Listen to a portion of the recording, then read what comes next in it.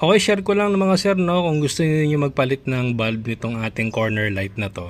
Nandito ako sa passenger side ng SBX. Ayan. So, pag nakakabit ito, ayan, nakaganyan yan. Ayan, meron tong notch ito sa gilid. Ito. Ayan, o. Tutulak nyo lang ng flat screw ito. Ito mismo. Ayan. Ayan.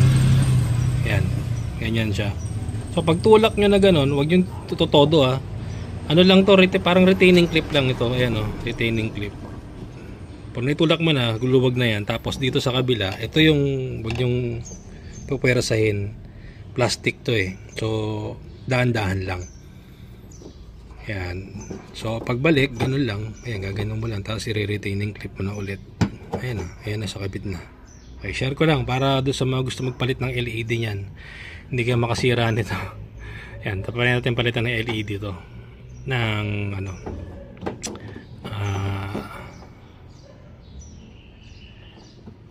T10. So ayan, napalitan ko na siya ng bulb. Ang bulb niya talaga T10. Ito. Ayan. So tingnan natin yung ilaw. So ayan yung ilaw niya. Lakas, di ba? May cover pa yan na ano, yung orange. So kahit puti yan, okay lang.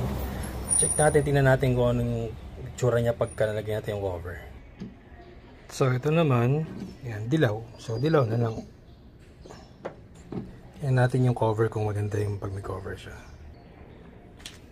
Yan, mas visible siya. Amber yung pinalit ko. Yan. Yung puti kasi kitang kita yung ano nung puti. Parang sobrang glare, pero okay na to. Yan, LED yan.